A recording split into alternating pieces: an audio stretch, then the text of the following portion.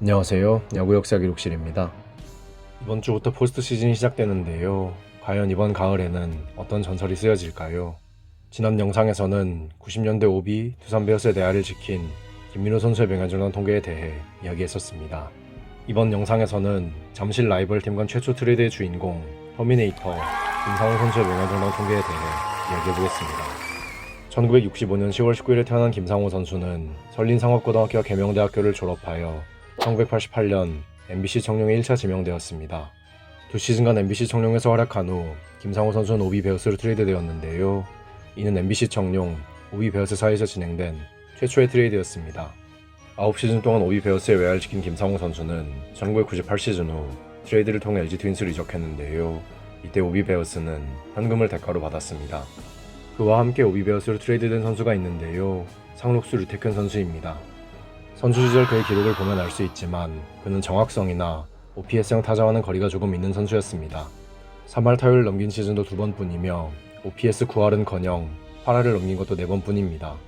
거기에 20홈런을 넘긴 것도 2번뿐이며 100타점은 1번밖에 넘기지 못했습니다. 물론 그가 잠실야구장을 홈으로 사용했기에 장타 생산에 불리했다고도 볼 수 있지만 그는 두 자릿수 도루를 기록할 수 있을 정도의 주력을 가진 선수였습니다. 그래서 홈런은 적어도 장타율 자체는 어느 정도 높을 줄 알았는데 5할 장타율을 넘긴 시즌도 단 한 번도 없었습니다. 1997 시즌에 0.499를 기록한 것이 그의 최고 기록인데요. 이때 풀타임을 소화할 수 있었다면 어땠을까 하는 아쉬움이 남습니다. 당시 오비 베어스는 소위 말하는 소총수 부대였기에 김상호 선수처럼 홈런을 쳐줄 수 있는 선수가 필요했는데요. 그와 함께 우승까지 했으니 어느 정도 성공했다고 볼 수 있겠죠? 그래도 꾸준히 주전 자리를 지킨 선수인 만큼 누적 스탯은 준수했는데요. 1000안타와 500타점, 500득점을 모두 넘겼습니다. 누적 스탯만 놓고 보면 전형적인 중장거리 타자의 성적표라고 봐도 무방합니다. 비율 스탯은 조금 아쉬웠는데요. 아무래도 정확성이 그리 뛰어난 타자는 아니었던 만큼 어쩔 수 없었던 것 같습니다. 그의 득점 생산력을 통해 그가 딱 평균 정도의 타자였다는 것을 알 수 있습니다. 1995 시즌은 그의 인생 최고의 한 해였다고 봐도 되는데요. 일단 그는 최고의 선수에게 주어지는 MVP를 수상하였습니다. 이때 그의 경쟁자는 LG 트윈스의 야생마 이상훈 선수였는데요. 20승 투수인 그를 제치고 그것도 라이벌팀의 에이스를 제치고 MVP에 올랐으니 그 기쁨은 몇 배였겠죠? 물론 어느 정도 우승 프리미엄이 작용했다는 의견도 있습니다. 당연히 골든글러브로 수상했는데요. 이 골든글러브가 그의 커리어 내내 유일한 골든글러브입니다. 그는 6번이나 올스타에 선정되었는데요. 이 중 1992에서 1996 시즌에는 5년 연속으로 선정되기도 했습니다. MBC 청룡, LG 트윈스 시절에는 한 번도 선정되지 못했네요. 1995 시즌 팀의 중심 타자였기에 당연히 한국 시리즈 엔트리에도 포함되었고 시리즈에서 9안타를 기록하며 팀의 우승에 기여했습니다. 하지만 국가대표에 선발된 적은 한 번도 없습니다. 1995 시즌 그는 무려 4개 부문에서 리그 1위에 올랐는데요. 그 외에 다른 시즌에는 1위에 오른 적이 없다는 점이 조금은 아쉽습니다. 일단 전경기 출장에 타석수도 많았으니 홈런과 타점 기록도 쌓을 수 있었겠죠? 잠실야구장은 국내 야구장 중에서 가장 넓은 구장인 만큼 잠실야구장을 홈팀으로 사용한 선수가 홈런 1위에 오른 것은 정말 쉽지 않습니다. 이런 잠실야구장을 홈으로 한 선수 중에 최초로 홈런 1위에 오른 선수가 바로 김상우 선수입니다. 그런데 의외로 잠실야구장을 홈으로 사용한 선수 중에서 최초로 100타점을 기록한 선수도 바로 김상우 선수였습니다. 타점이 홈런으로만 나오는 것은 아닌데 그가 기록하기 이전에 100타점을 기록한 선수가 없다는 것이 조금 의아했습니다. 다들 찬스에 약했던 것일까요? 1995 시즌 그는 MVP를 수상했는데요. 이때 그가 기록한 4.27의 승리 기여도는 역대 타자 MVP 중에서 가장 낮은 승리 기여도입니다. 이 시즌이 투구 타자였기에 어쩔 수 없었던 것 같네요. 근데 뭐 MVP에 올랐으니 된 거겠죠?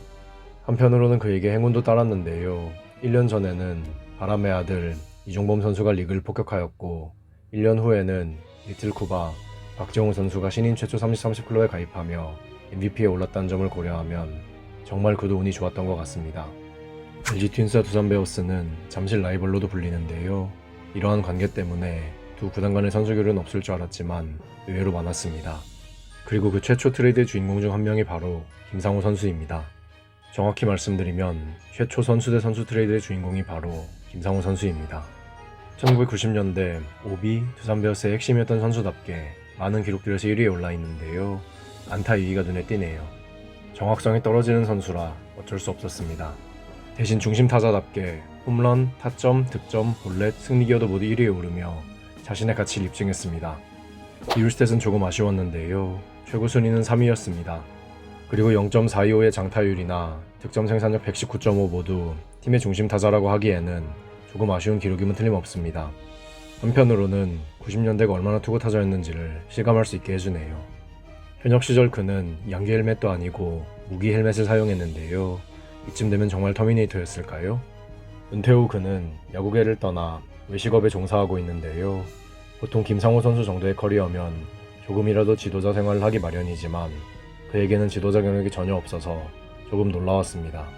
그러다 2011년 시구를 하며 오랜만에 팬들 앞에 모습을 드러냈고 2015년 두산 베어스의 우승 축하 영상에 등장하기도 했지만 아직까지 야구계에 복귀하진 않고 있습니다.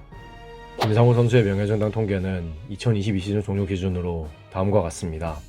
1995 시즌에 4개 부문에서 1위에 오르면서 블랙잉크에선 10점을 받으며 48위에 올랐습니다. 3년간의 전성기 동안은 리그에서 상위권의 선수였기에 블랙잉크에선 74점을 받으며 54위에 자리했습니다. 점수가 부여된 12개 항목 모두에서 최소 한 번씩은 10위 이내에 들었다는 점이 눈에 띄죠? 비율 스탯에서는 점수를 확보했지만 누적 스탯이 아쉬운 탓에 명예전당 커리어 표준 테스트에선 22점을 받으며 169위에 그쳤습니다. 6번의 올스타 선정과 리그 1위에 오른 횟수가 여러 번 있어서 명예전당 모니터에선 53점을 받으며 83위에 올랐습니다. 마지막으로 조스에선 26.23을 기록하며 좌익수 중에서 9위에 올랐습니다. 통산 성적은 준수하지만 명예전당 통계에선 기준점을 넘기지 못했고 임팩트가 그리 강렬했던 선수가 아니었다는 점이 아쉽습니다. 90년대 팬들의 향수를 불러일으키는 선수인 만큼 그의 명예전당 입성도 가능해 보이지만 하더라도 막판에 입성하게 될 것으로 예상됩니다. 이제 판단은 여러분께 맡기겠습니다. 김상호 선수는 명예전당에 입성할 수 있을까요? 여러분들의 의견을 댓글로 남겨주세요. 다음 영상에서는 롯데 자이언츠의 초대 에이스 노상수 선수의 명예전당 통계에 대해 이야기해보겠습니다. 야구 역사 기록실의 영상은 KBO 리그 경기가 없는 매주 월요일에 업로드됩니다. 감사합니다. 지금까지 야구 역사 기록실이었습니다.